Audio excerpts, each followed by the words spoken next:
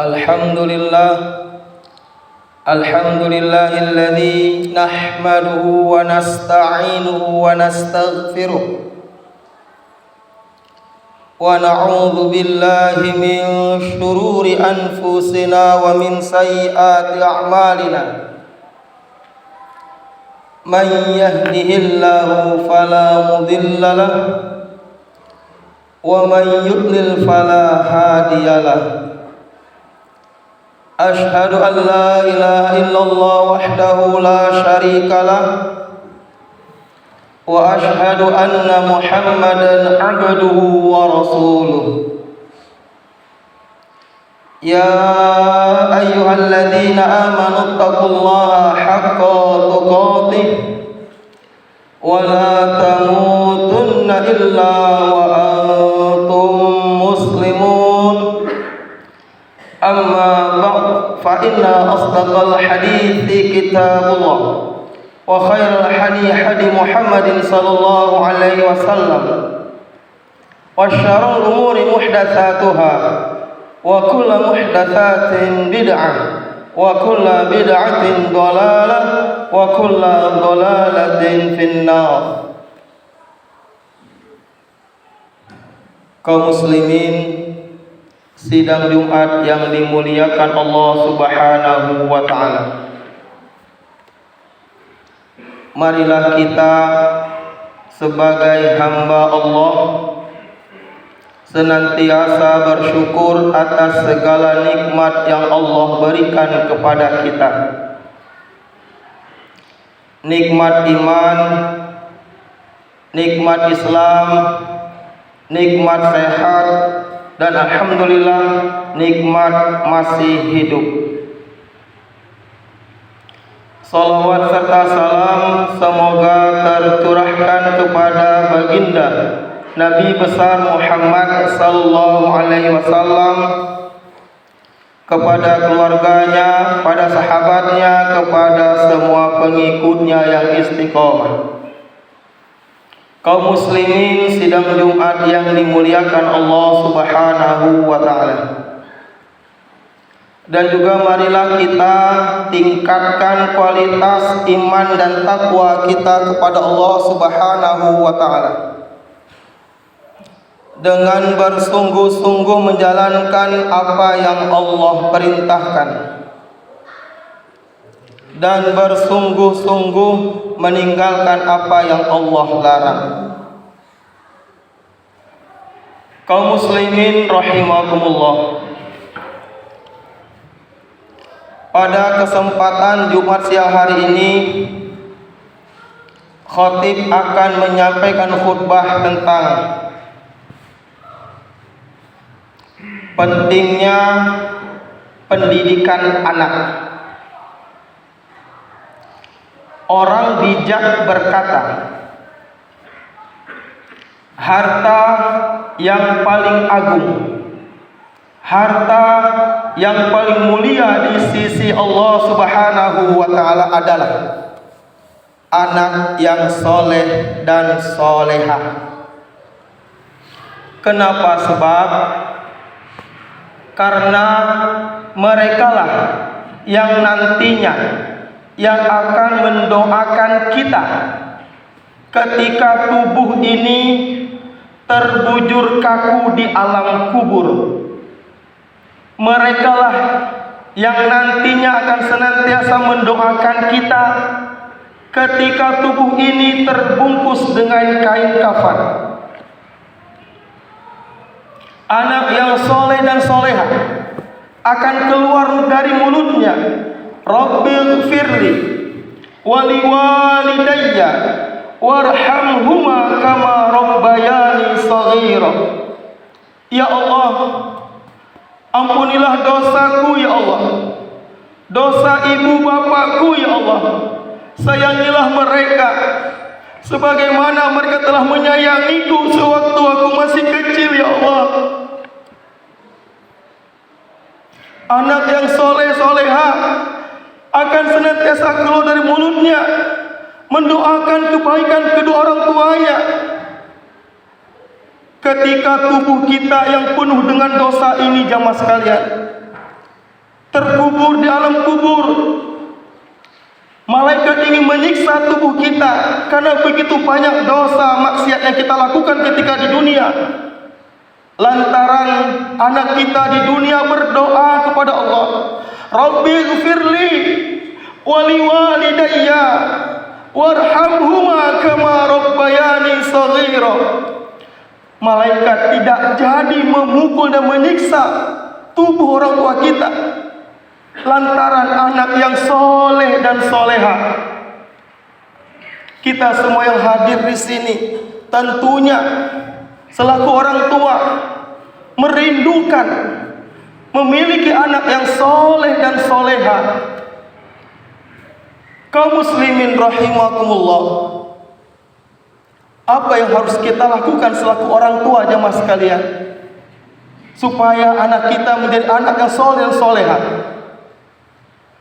Karena sesungguhnya dalam sebuah hadis disebutkan, kullu mauludin yuladu alal fitrah fa abawahu yuhawwidanihi aw yunassiranihi aw yumajjisani, rawahul Bukhari. Kullu mauludin yuladu alal fitrah, setiap anak yang lahir ke muka bumi dalam keadaan bersih fitrah. Fa'abawahu, maka kedua orang tuanya lah menjadikan dia Yahudi, Nasrani ataupun Majusi. Peran orang tua sangat penting jamaah sekalian. Apakah anak itu taat atau durhaka, soleh atau salah, tergantung peran leader orang tua. Fa'abawahu yuhawwidanihi aw yunassiranihi aw yumajjisanihi. Yahudi, Nasrani ataupun Majusi, tergantung peran orang tua. Oleh karena itu, kita selaku orang tua yang harus kita tanamkan kepada anak-anak kita, yang pertama jamaah sekalian, tanamkan tauhid kepada anak kita. Yang kedua, ajarkan Al-Quran.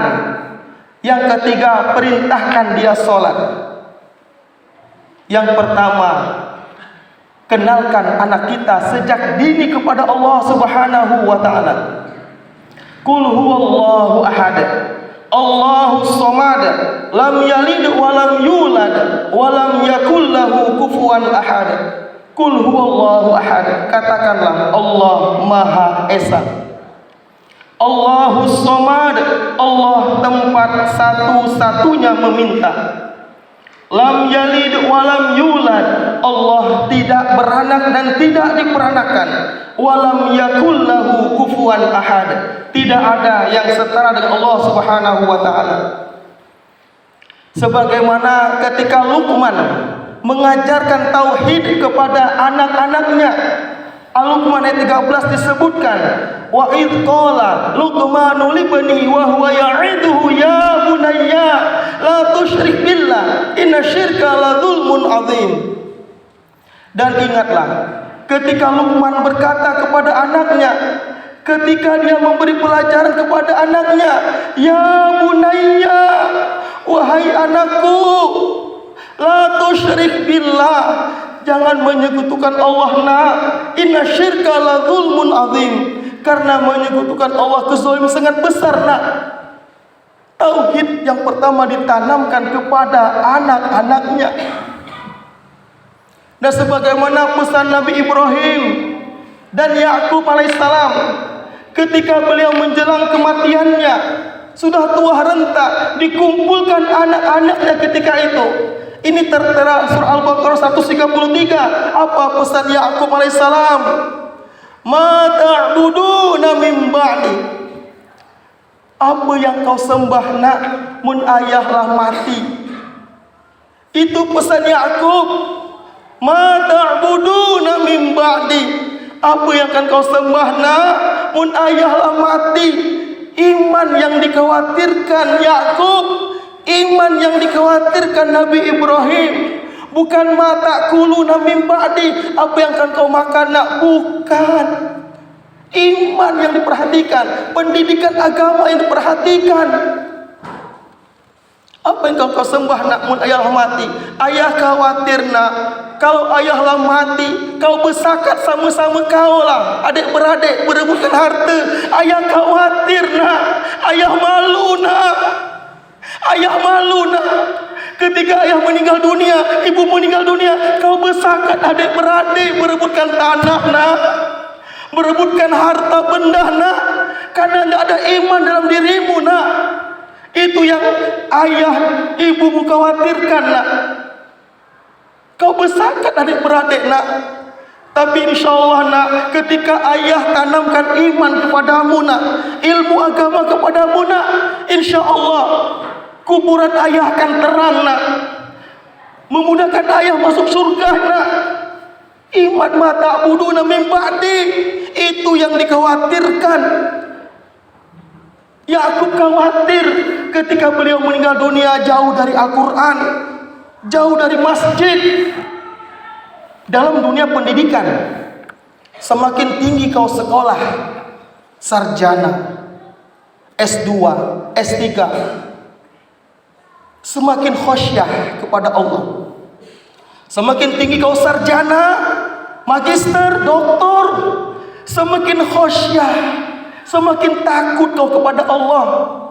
Semakin rajin kau baca Quran, semakin rajin kau ke masjid. Itu pendidikan yang berhasil.